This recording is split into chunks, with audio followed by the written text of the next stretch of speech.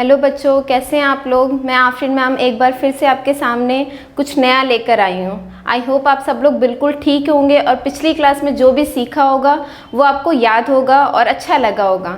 तो आज मैं आपके लिए एक नया टॉपिक लेकर आई हूँ। उससे पहले मैं पिछले टॉपिक के बारे में आपको थोड़ा सा हम बैक में जाएंगे, थोड़ा सा बात करना चाहूँगी कि जैसा कि हमने पिछले टॉपिक में पढ़ा था कि संविधान द्वारा कैसे हमें स्वतंत्रता मिली और किस तरह से हमें संविधान द्वारा कुछ मौलिक अधिकार और कुछ मौलिक कर्तव्य दिए गए हैं।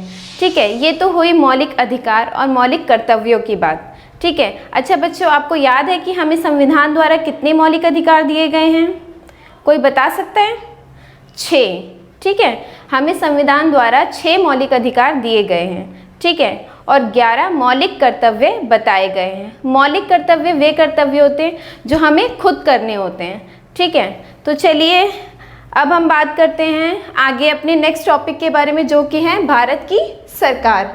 ठीक है, चलिए बच्चों, मैं आपको बताती हूँ कि जिस तरह से हमें संविधान में मौलिक कर्तव्य, मौलिक अधिकार दिए गए, उसी तरह हमारे संविधान में सरकार को चलाने के लिए उसको किस तरह से चलाना है, किस तरह से सरकार का निर्वाचन करना है, उसके बारे में भी बताया गया है। ठीक है, तो आज मैं आपको बताऊंगी कि सरकार, भारत की जो सरकार है वो किस तरह से काम करती है और उसके कितने अंग हैं। ठीक है बच्चों, आप सब सीखने के लिए तैयार होंगे? ओके बच्चों, चलिए हम स्टार्ट करते हैं। तो ये है भारत की सरकार। ठीक है, भारत की सरकार के आपको पता है कितने मुख्य अंग हैं? भारत की सरकार के मुख्य 3 अंग हैं। कितने? 3।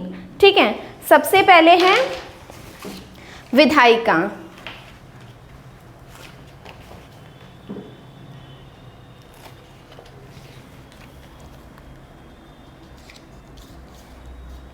विधायिका जिसे लेजिस्लेचर भी कहते हैं या व्यवस्थापिका भी कहते हैं।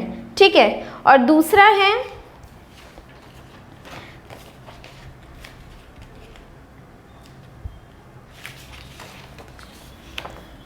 कार्यपालिका।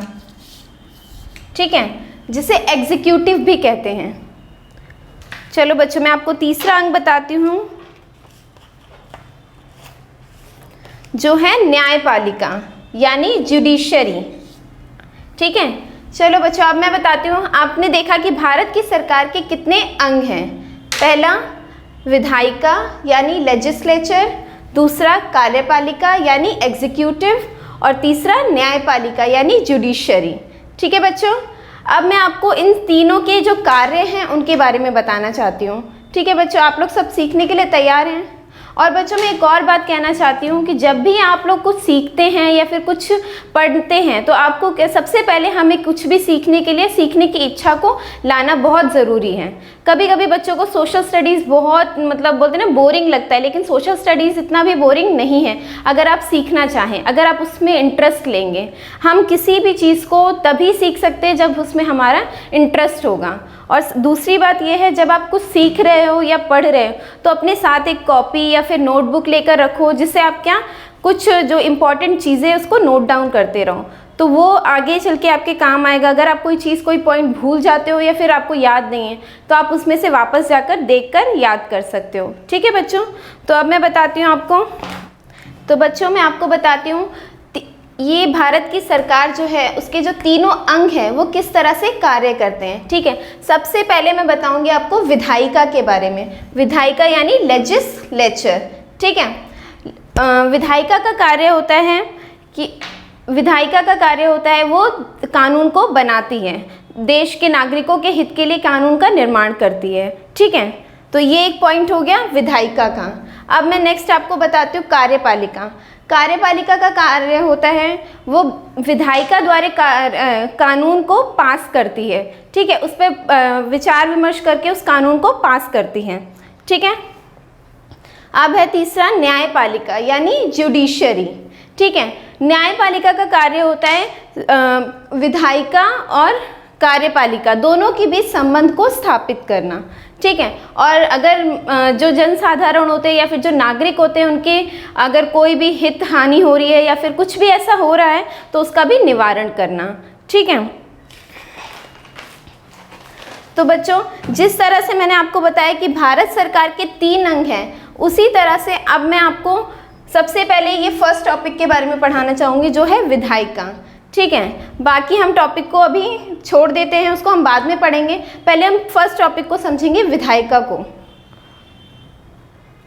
ओके बच्चों, तो अब हम विधायिका के बारे में पढ़ेंगे कि किस तरह से विधायिका जो है वो 2 स्तर पर कानून बनाती है। पहला स्तर है केंद्र स्तर और दूसरा है राज्य स्तर।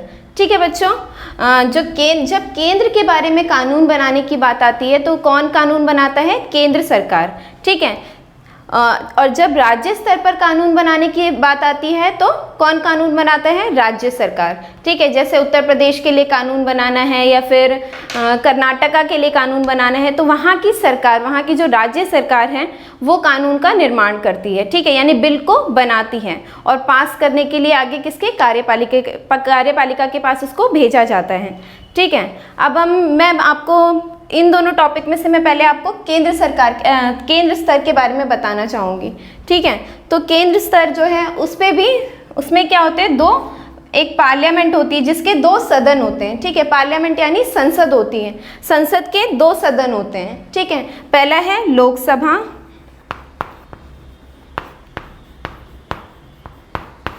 और दूसरा है राज्यसभा।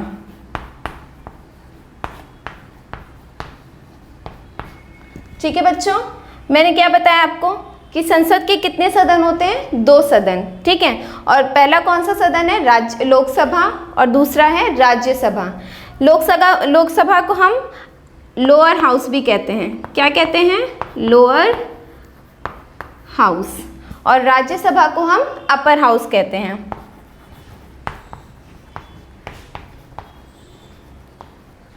ठीक है बच्चों, तो मैंने आपको बताया कि जब केंद्र के बारे में कानून बनाने की बात होती है तो कौन बनाता है? लोकसभा। ठीक है, अब हम पढ़ते हैं लोकसभा के बारे में। और बच्चों आपको पता है जो लोकसभा के सदस्य होते हैं यानी पार्लियामेंट के सदस्य होते हैं उनको क्या कहते हैं? MP। ठीक है, मेंबर ऑफ पार्लियामेंट। मैं आपको यहाँ पर लिखकर बता देती हूँ ताकि आपको याद रहे।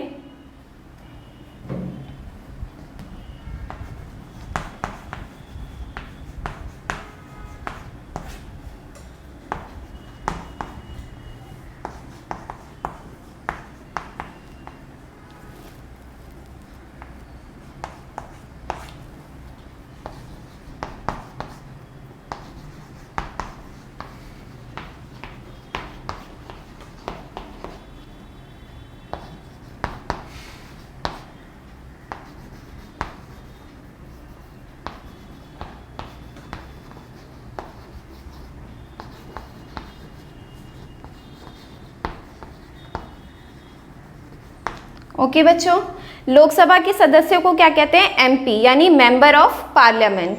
ठीक है बच्चों, अब मैं आपको ये हो गई लोकसभा की बात। ठीक है, हमने देखा कि जब केंद्र स्तर पर कानून बनाने की बात आती है तो कौन कानून बनाता है? केंद्र सरकार। ठीक है, जिसमें संसद के 2 सदन होते हैं, वो एक है लोकसभा और एक राज्यसभा। ठीक है, अब हम पढ़ेंगे राज्य स्तर पर जब कानून बनाने की बात आती है। जब राज्य स्तर पर कानून बनाने की बात आती है तो कौन सा कानून बनाता है?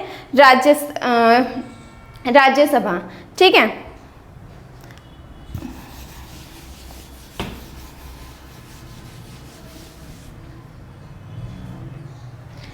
जिस तरह से हमने देखा था कि केंद्र स्तर पर कितने सदन, संसद के कितने सदन होते हैं? 2, एक लोकसभा और एक राज्यसभा। उसी तरह राज्य स्तर पर भी 2 सभाएं होती है, 2 सदन होते हैं। जैसे कि एक है विधानमंडल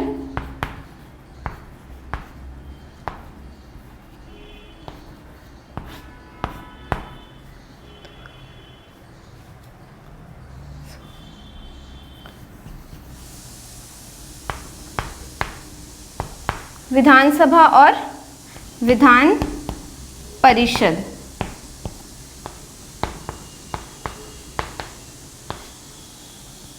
बच्चों मैं आपको एक चीज़ बताना चाहती हूँ, जो विधानसभा होती है वो हर राज्य के लिए ज़रूरी होती है, यानी वो हर राज्य में अनिवार्य है, ठीक है। और जो विधान परिषद होती है वो किसी भी राज्य की चॉइस होती है, यानी कि अगर कोई राज्य उसको रखना चाहता है तो वो उसको रख सकता है, और अगर वो नहीं चाहता तो वो उसको नहीं रख सकता, ठीक है। तो मैं आपको विधानसभा के बारे में बताती हूँ। विधानसभा मैंने बताया आपको कि ये क्या है, सभी राज्यों के लिए अनिवार्य है, ठीक है। और जो विधान परिषद है वो सिर्फ कोई भी राज्य अगर उसकी इच्छा है तो उसको रख सकता है, और अगर उसको नहीं रखना तो वो नहीं रख सकता। लेकिन अभी के टाइम पे मैं आपको बताना चाहूँगी कि 7 ऐसे राज्य हैं जिन्होंने विधान परिषद को रखा हुआ है, ठीक है। उनमें से सबसे पहले एक है कर्नाटका, दूसरा उत्तर प्रदेश, तीसरा जम्मू एंड कश्मीर,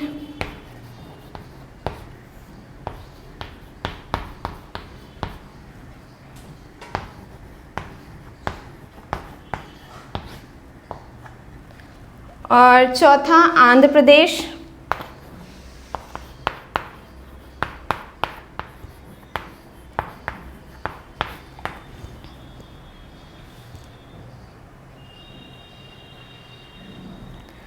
पांचवा महाराष्ट्र,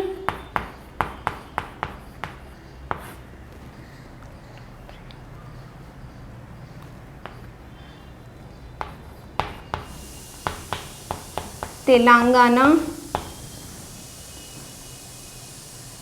और बिहार।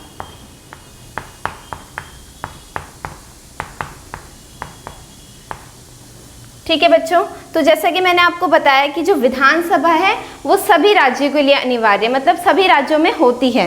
लेकिन जो विधान परिषद है वो कोई राज्य मतलब अपनी उसकी इच्छा है कि उसको रखना है तो वो रखेगा, ठीक है। तो जैसा मैंने आपको बताया कि अभी के टाइम में प्रेजेंट में जो विधान परिषद है वो कितने राज्यों में है, 7 राज्यों में, ठीक है बच्चों। तो हम पहला राज्य कौन सा है, कर्नाटका, दूसरा उत्तर प्रदेश, तीसरा जम्मू और कश्मीर, चौथा आंध्र प्रदेश, पांचवा महाराष्ट्र, छठा तेलंगाना और सातवां बिहार, ठीक है बच्चों। तो ये 7 राज्य हो गए जहां पर विधान परिषद कार्य करती है, ठीक है बच्चों।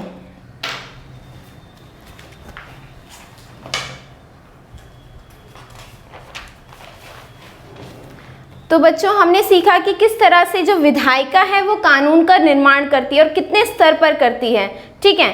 तो ये हो गया कानून निर्माण की बात, ठीक है। अब आप जानना चाहेंगे कि जो कार्यपालिका है वो किस तरह से अपने कानून है उसको पास करने का यानी आगे बढ़ाने का काम करती है। सिर्फ क्योंकि कानून बना देना ही सब कुछ नहीं है, उसको आगे उसके ऊपर विचार विमर्श होता है कि ये कानून जो है वो जनता के हित में सही है या नहीं है। उसके ऊपर कई बैठकें होती है, कई विचार विमर्श होते हैं, उसके बाद जाके किसी भी कानून को पास किया जाता है, ठीक है बच्चों। ठीक है बच्चों, तो मैंने जैसा आपको बताया कि विधायिका जो है वो किस तरह से कानून का निर्माण करती है, उसी तरह मैं आपको आगे की क्लास में, क्योंकि अगर मैं आपको सारा एक साथ पढ़ा दूंगी तो आप क्या हो जाओगे, थोड़ा कंफ्यूज हो जाओगे, ठीक है। तो मैं क्या करूंगी, नेक्स्ट क्लास में आपके लिए कार्यपालिका और न्यायपालिका के बारे में विस्तार से आपको समझाऊंगी, ठीक है बच्चों। तो जो भी मैंने आज आपको सिखाया है, समझाया है, वो आप ज़रूर नोट डाउन करना और उसको याद रखना, ठीक है। ओके बच्चों।